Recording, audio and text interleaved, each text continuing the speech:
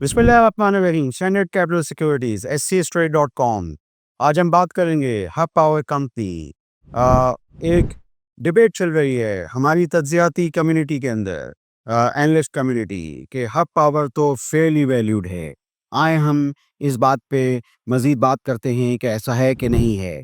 इसी तनाज़ुर में आज एक बहुत ही अहम नोटिस पीएसएक्स पे आया हब पावर की तरफ से, और वो ब्लॉक कमीशंस में एक्सप्लोरेटरी वेल्स के लिए जा रहे थे। सिंध के अंदर 2 जगह थीं, एक सुखपुर 2 था और एक नान शरीफ था। ये दरअसल जा रहे थे प्राइम एनर्जी, जो कि हब पावर होल्डिंग के अंदर आती है, और इसमें 50% स्टेक्स हैं हब पावर कंपनी के। तो ये बहुत अहम डेवलपमेंट है। और आपको आपकी याद दहानी के लिए, अब हब पावर कंपनी के अंदर तेल और गैस के कुओं की डिस्कवरीज़ भी हुआ करेंगी। और पहले ही ईएनआई लेज़्मो, जो कि पहले इटालियन कंपनी थी और अपने आप को बेच के चले गई और प्राइम होल्डिंग के पास ही आ गया, तो अब ये चीज़ जो है वो भी हब पावर में आया करेगी। तो हब पावर में जहाँ दूसरी पोर्टफोलियो के मज़े हैं, मसलन पावर प्लांट्स हैं कोल फायर्ड, वहाँ पे बीवाईडी गाड़ी है, तो दूसरी तरफ एक और अहम पेशरफ्त है, और वो है प्राइम होल्डिंग के अंदर ब्लॉक्स में और कमीशंस में जाना और वहाँ पे डिस्कवरीज़ करना, और ईएनआई के थ्रू पहले ही 10-11 कुओं में काम जो है वो हो रहा है। आए हम हब पावर कंपनी के बारे में मज़ीद इसको देखते हैं। इसकी 9 महीने की जो कंसोलिडेटेड ईपीएस थी वो तकरीबन 26 रुपए थी। हमारे तज़ियाकार के हिसाब से अब ये जो पुराने इनके मामलात थे, जिसमें कि इनको सीपी पेमेंट मिला करती थी, हब पावर का बेस प्लांट था और नाउर प्लांट था, वो बतदरीज कम हो जाएगी और बेस प्लांट से तो मुकम्मल तौर पे ख़त्म हो जाएगी। तो अब क्या होगा? अब इसमें सबसे अहम चीज़ ये है कि इसमें सीपेक का एक प्रोजेक्ट है, बहुत ही बड़ा प्रोजेक्ट है, और वो है चाइना पावर हब जनरेशन। इस पे मैंने बहुत दफ़ा बात की है। इसमें तकरीबन 47.5% स्टेक्स हैं हब पावर कंपनी के।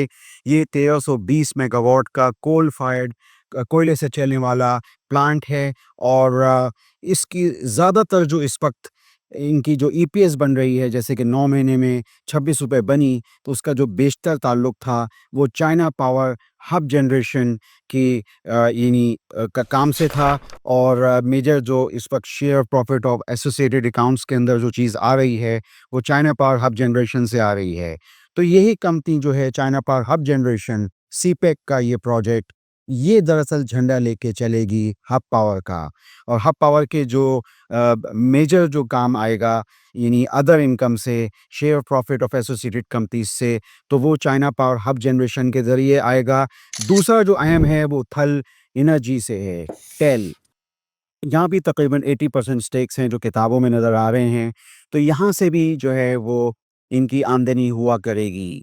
तो ये देख के पता लगता है कि ऐसा लगता है कि जैसे पहले 50-60 रुपए की जो ईपीएस हुआ करती थी पिछले सालों में कंसोलिडेटेड अकाउंट्स में, वैसे तो ना हो, लेकिन ऐसा लगता है कि 26 रुपए जैसे 9 महीने में आई है, तो हम ये कह सकते हैं कि तकरीबन 35 रुपए तक जो है वो हम ईपीएस सालाना यानी 30 जून को कंसोलिडेटेड अकाउंट्स में देख सकते हैं, जिसमें जो मेजर कंट्रीब्यूटरी फैक्टर होगा वो चाइना पावर हब जनरेशन होगा, और उसके बाद 80% स्टेक जैसे थल एनर्जी का मैंने आपको बताया वो होगा।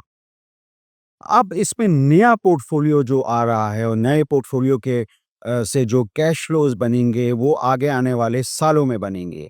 तो जो भी सरमायाकार इस वक़्त हब पावर के अंदर सरमायाकारी कर रहा है, वो इसकी फ्यूचर की अर्निंग्स को देख के करेगा।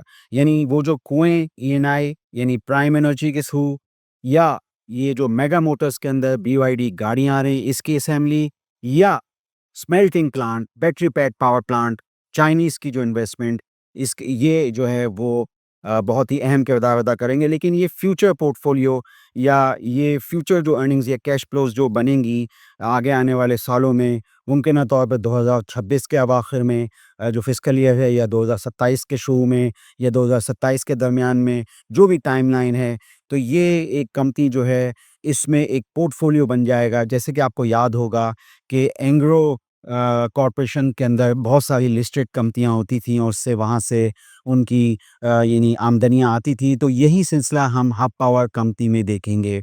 और हब पावर कंपनी के अंदर चाइना पावर हब जनरेशन के बाद, थल एनर्जी के बाद, हम ये देखेंगे कि BYD, मेगा मोटर्स से और ENI लेज़मो और फिर सीमेंटिंग प्लांट यहाँ से भी चीज़ें आएँगी। तो यूँ लॉन्ग टर्म इन्वेस्टमेंट में देखा जाए तो यकीनी तौर पे ये होल्ड बनता है और अगर शॉर्ट टर्म के हिसाब से देखा जाए तो ये फेयरली वैल्यूड है। ये बात तज्ज़ियाकारों की दुरुस्त है। मैंने सोचा इस पे तफ़सीलन बात करूँ। जाते-जाते मैं बात करूँगा फौजी फर्टिलाइज़र कंपनी के बारे में। इसका 8 मई को डिविडेंड एक्स हो गया, ₹7 का डिविडेंड था पहले क्वार्टर का और जो ईपीएस थी वो तकरीबन ₹12 थी पहले क्वार्टर की।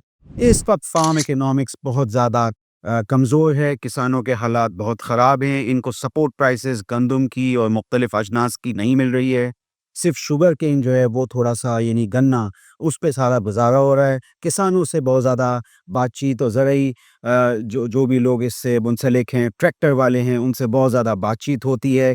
ट्रैक्टर की सेलें भी बहुत कम आई हैं। तो इस तरह देखा जाए तो यूँ फर्टिलाइज़र बनाने वाली कंपनियों के लिए इतने ज़बरदस्त हालात ना हों, लेकिन फौजी फर्टिलाइज़र कंपनी के पास सबसे बड़ा पाकिस्तान में मार्केट शेयर है यूरिया U2O5 बेचने का।